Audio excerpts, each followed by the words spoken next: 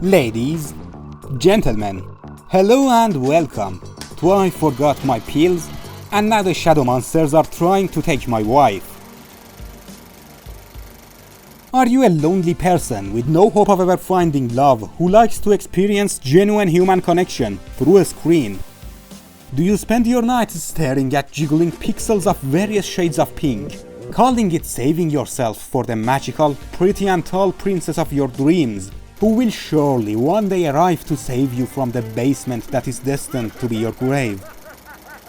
Have you missed out on teen love and now tend to seek what you never had, in simple yet poetic depictions of others experiencing it?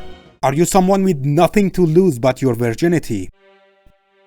Is it often that you find yourself sinking deeper into depravities so irredeemable you have abandoned all hope of reaching salvation once you're asked to stand before your maker, yet are still clinging to your old habits like a baby clings to the bosoms which have fed him until now? For you have nothing to fill the void except indulgence in the most primal of urges.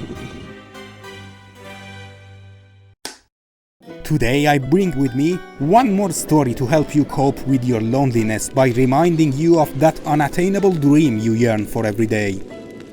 A simple, beautiful, poetic and heartwarming tale of two children forging a bond in the peaceful serenity and solitude of an otherworldly place, long ago consumed by the uncaring tides of the bottomless ocean of time.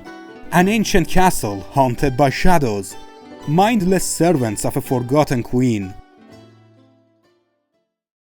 Ico is a PlayStation-exclusive puzzle platformer Metroidvania escort mission hand-holding simulator made by the same team behind Shadow of the Colossus and The Last Guardian.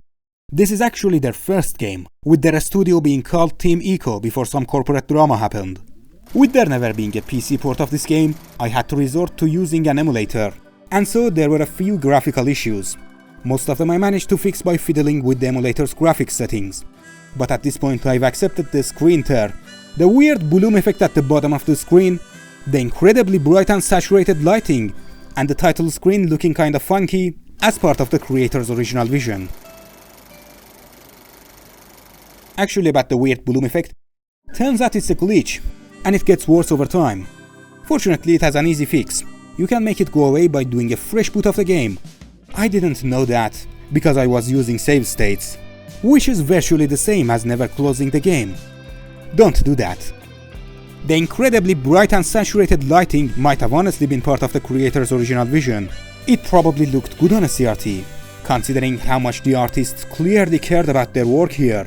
But right now, I think it's quite charming, to be honest.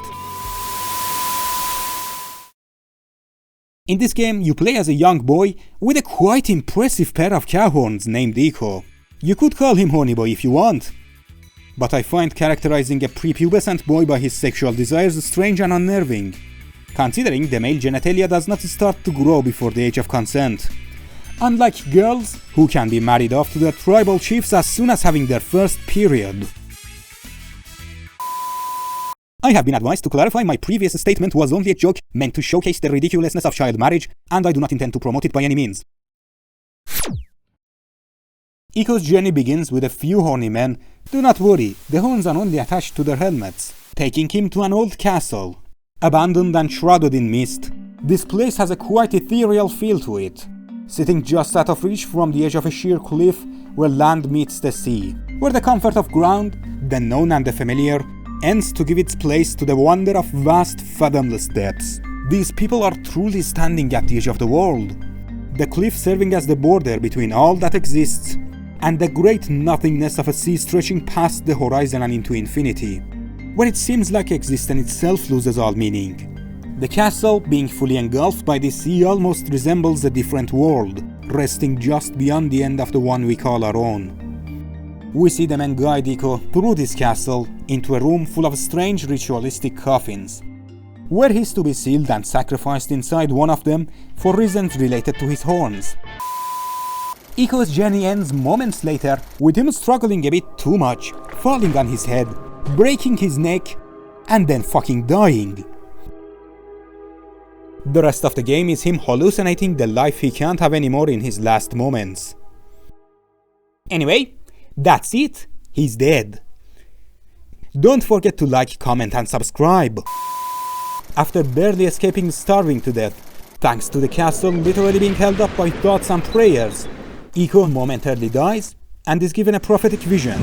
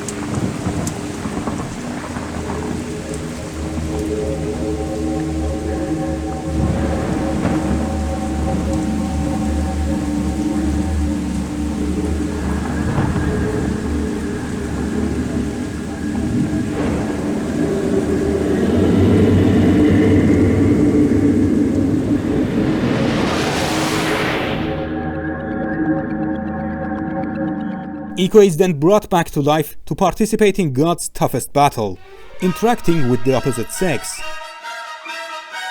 Yes! His prophetic vision does come true right after he wakes up. Unlocking Yorda was your second mistake. The first one was being born with horns. Wouldn't be your last though. Yorda was locked away for reasons currently unknown to us by the queen of this castle, who happens to be her mother. All you have to know for now is that, not unlike her mother, she has an affinity for the magic present within this place, and that you need to protect her with every ounce of PDF file Gunner willpower I know you got in your veins. Yorda is your companion for the game. She's your key, she is your life bar, she is your everything. If you let the shadow monsters take her, it's game over. If you dare to leave her alone for about 2 minutes, it's game over. You can't even save your progress without her. So you better treat that Irish-looking Asian lady like the queen she is, you filthy Bitch dependency is no laughing matter. Asking ChatGPT to hallucinate Iko, I do not know what you'll get, and I have no intention of trying to find it out. But I suspect you'll get something resembling this shot right here. The core of this game is the relationship between Iko and Yorda, and that relationship is conveyed purely through gameplay. Because, my children, these motherfuckers can't understand shit from what the other person is saying. In fact, neither can you. They both speak in 2 different entirely fictional languages, and the subtitles are non-negotiable here. Despite that, the 2 of them do still manage to communicate. This is accomplished on your part by pressing the dedicated summon the bitch button, which is programmed to induce one of several behaviors in Iko that includes shouting at the bitch, staring intently into her general direction, uttering undecipherable sounds meant to encourage submission, giving her weak, fragile female body the help it needs, and forcefully dragging her across the entire map of the game through roleplay of the infamous hentai category of hand-holding. I hope you understand at this point that Iko is an old video game, and it represents ideas that could sometimes be considered surprisingly modern, actually. Now, of course, I am as always exaggerating. Yorda's friendship with Iko is actually very sweet, and I am certainly not suggesting somewhere in between the 5 lines of dialogue in this game there is a conspiracy to bring back racism. But you are essentially playing as a knight saving a princess who has the complexions optimized for stealth in Antarctica.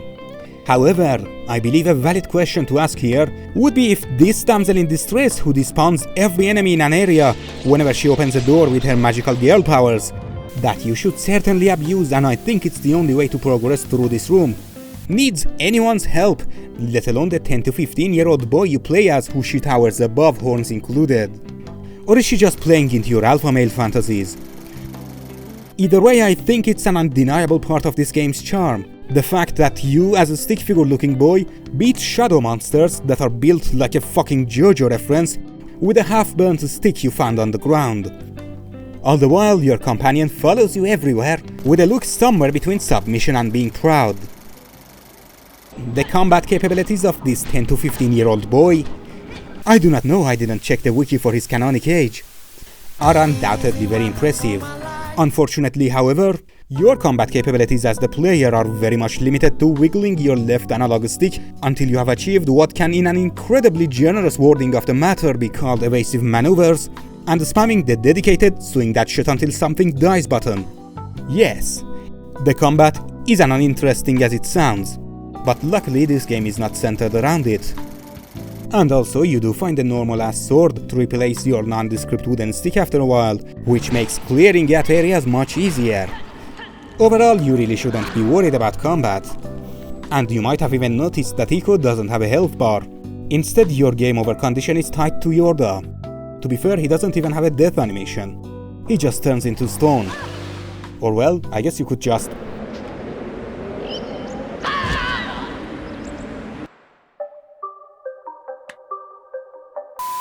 Yorda doesn't have a health bar either. Instead, this bioluminescent young lady is in perpetual pursuit by a number of shadowy individuals who occupy this private castle built on an island, for reasons that, if revealed, could potentially be considered a threat to US national security.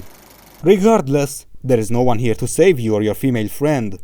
And the only way for you to compete with these filthy rich old people for the attention of this young girl around your age seems to be beating them up until they, along with their portal to the Shadow Realm, from whence they emerge, vanish into nothingness.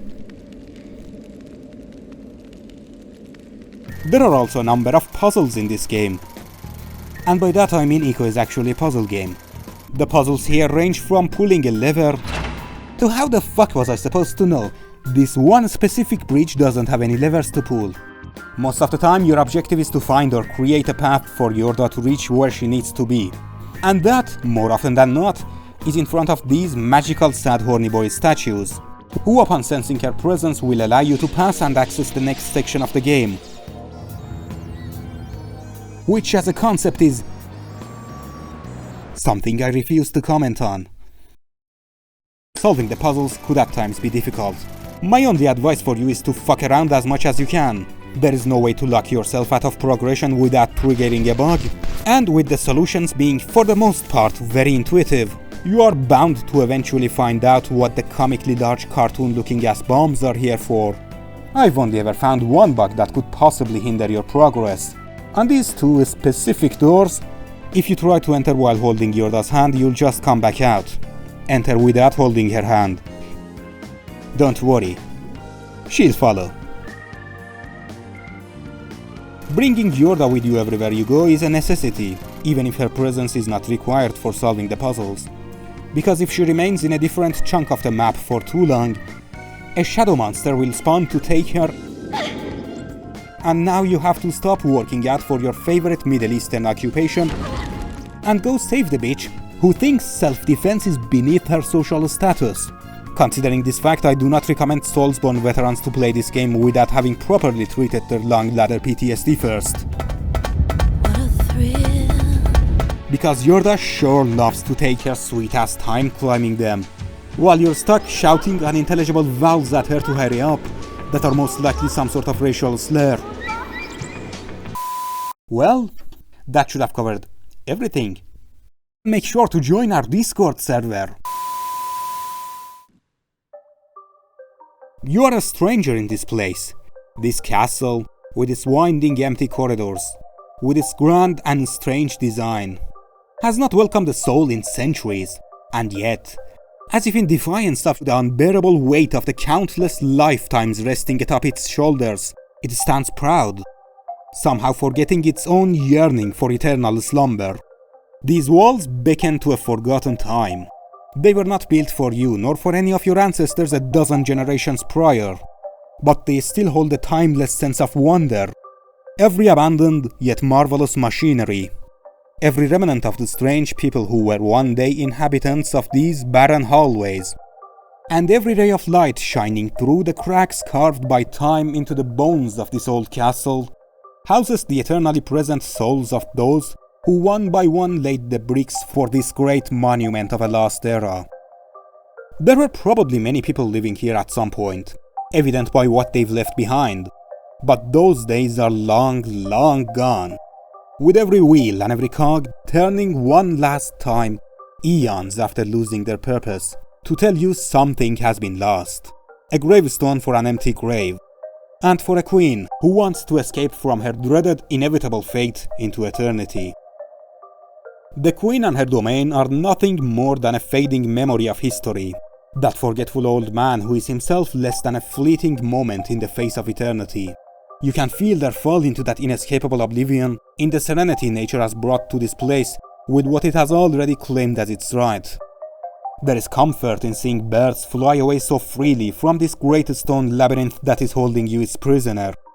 In wandering through this strange land resting just beyond the edge of the world you knew, and seeing the familiar emerald color of life, that restless force of change and growth, has found its way into this enchanted fortress that was built to withstand time itself. These walls hold magic. Magic that helps them stand up, magic that forces you to wonder what they've held in ages past, and magic that persists through the queen and her daughter.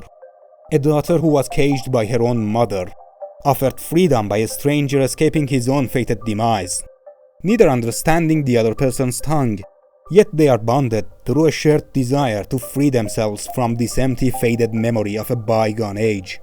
Right now it's only you and Yorda walking these empty halls, holding each other's hands in the solitude brought to this place by time, trying to escape an abandoned world infested with shadows, who were perhaps one day human. Now they are reduced to echoes, monstrous imprints of something that is no more. My final score for this game is 10 out of 10.